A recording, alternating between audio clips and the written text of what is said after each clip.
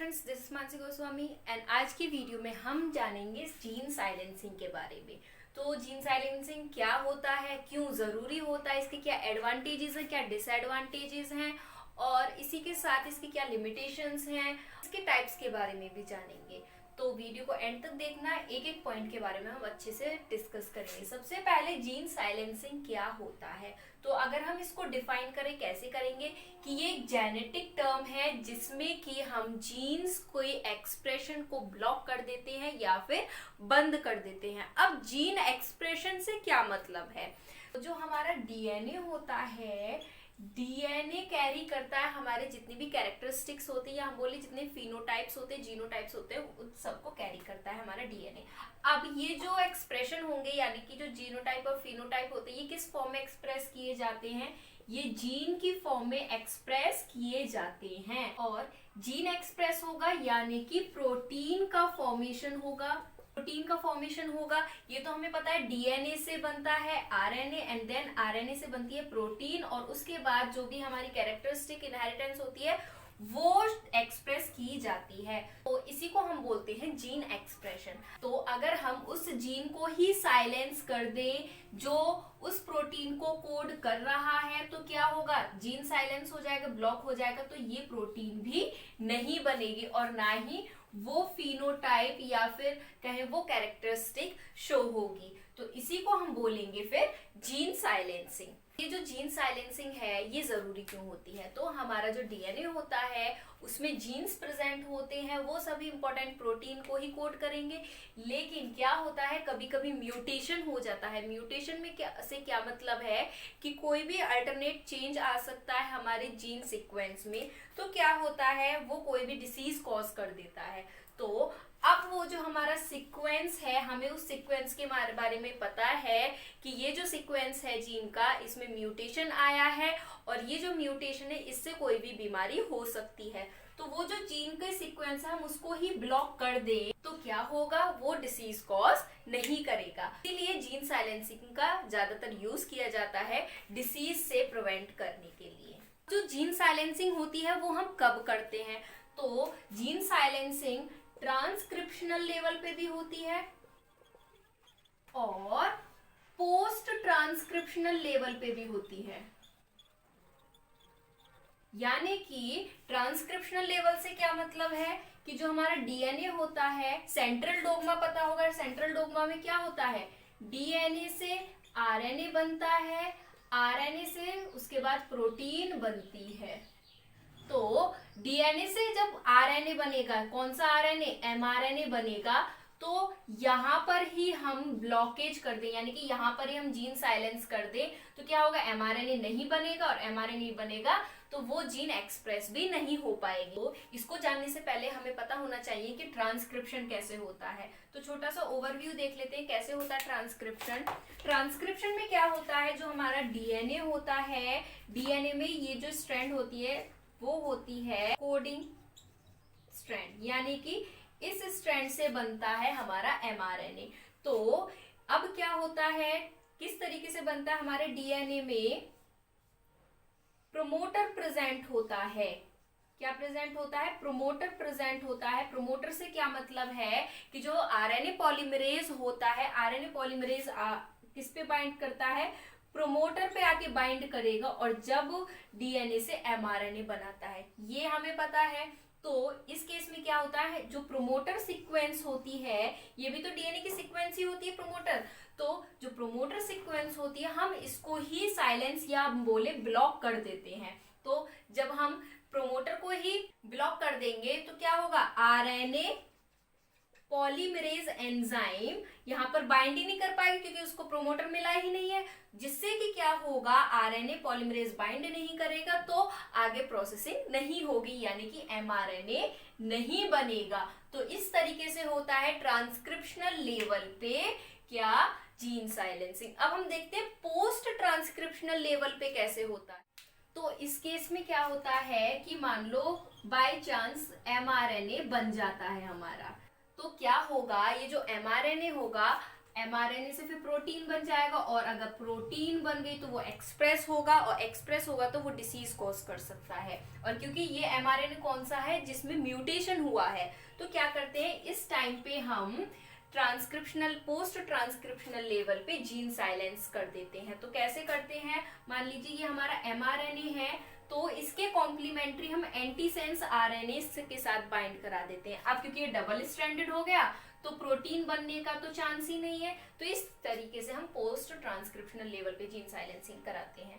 तो ये ओवरव्यू है दोनों का। अब ये देखते हैं कि किस तरीके से कराएंगे हम जीन साइलेंसिंग को हम 3 तरीके से करा सकते हैं। सबसे पहला है नॉकआउट। तो नॉकआउट में हम क्या करते हैं, नाम से ही पता चल रहा है कि जो हमारे म्यूटेटेड जीन है उस म्यूटेटेड जीन को ही हम डीएनए या एमआरएनए में से निकाल दें, तो उसको हम बोलते हैं नॉकआउट जीन साइलेंसिंग। अब दूसरा क्या अप्रोच होगा इसका, नॉकडाउन जीन साइलेंसिंग। इसमें क्या करते हैं, जो हमारी म्यूटेटेड जीन होती है, म्यूटेटेड जीन सीक्वेंस जो होती है उसको हम निकालते नहीं हैं, सिर्फ उसको हम ब्लॉक कर देते हैं, यानी कि उसके एक्सप्रेशन को हम बंद कर देंगे। उस डीएनए या एमआरएनए में वो जीन रहेगी लेकिन वो किसी भी प्रोटीन को कोड नहीं करेगी। तो ये होती है नॉकडाउन जीन साइलेंसिंग। तो अब आरएनए टेक्नोलॉजी को यूज करके हम जीन साइलेंसिंग 2 तरीके से करा सकते हैं, यानी कि 2 तरह के होते हैं। तो पहला टाइप है RNAi, जिसको हम आरएनए इंटरफेरेंस भी बोलते हैं, और दूसरा है एंटीसेंस आरएनए। तो अब इन दोनों को एक एक करके पढ़ते हैं। अब हम सबसे पहले देखते हैं एंटीसेंस आरएनए टेक्नोलॉजी क्या होती है। तो इसको यूज करके कैसे जीन साइलेंस कर सकते हैं। मान लीजिए हमारा डीएनए से बन चुका है एमआरएनए। अब ये जो एमआरएनए बना है, हमें इसी से फिर प्रोटीन बनेगा, और प्रोटीन से फिर जीन एक्सप्रेशन होगा, जो कि हमें जीन एक्सप्रेस उसको नहीं कराना है। तो क्या करेंगे, ये जो एमआरएनए बना है हम इसी को ब्लॉक कर देंगे, और ब्लॉक कर दिया तो उससे प्रोटीन एक्सप्रेस नहीं हो। कैसे करेंगे ये देखते हैं। जैसे कि मान लीजिए हमारा जो एमआरएनए है इसकी सीक्वेंस ये UACCGCGAU, कुछ भी हो सकती है, हमने ये एग्जांपल के तौर पे लिया। तो ये हमारा क्या है, एमआरएनए है। अब ये जो हमारा एमआरएनए है इसको हमें डिग्रेड करना है, तो कैसे करेंगे, हम इसके एंटीसेंस आरएनए बनाएंगे, यानी कि इसी के कॉम्प्लीमेंट्री आरएनए बनाएंगे। जैसे कि मान लीजिए इसका क्या होगा, यू के साथ ए के साथ यू, जी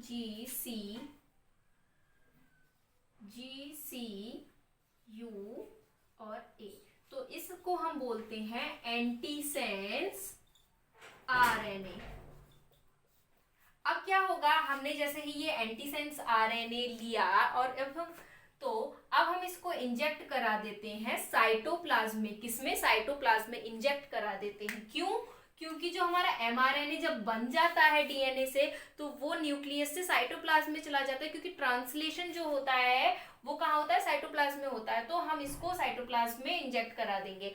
अब साइटोप्लाज्म में इंजेक्ट कराने के बाद क्या होता है कि हमारे बॉडी में एक एंजाइम प्रेजेंट होता है जिसको हम बोलते हैं RNAH।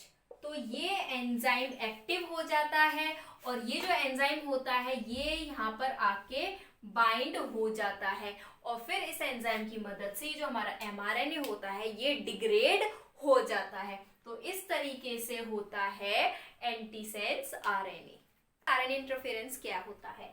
तो इस केस में हम कैसे जीन साइलेंस कर सकते हैं कि जो हमारा mRNA होता है हम इस mRNA को ब्रेक डाउन कर देते हैं छोटे छोटे फ्रेगमेंट्स में, जिसकी वजह से क्या होगा, प्रोटीन का सिंथेसिस नहीं होता है और जीन एक्सप्रेस नहीं हो पाती है। तो ये कैसे करते हैं ये देख लेते हैं। पता है जो आरएनए होता है वो सिंगल स्ट्रैंडेड फॉर्म में होता है, ठीक है।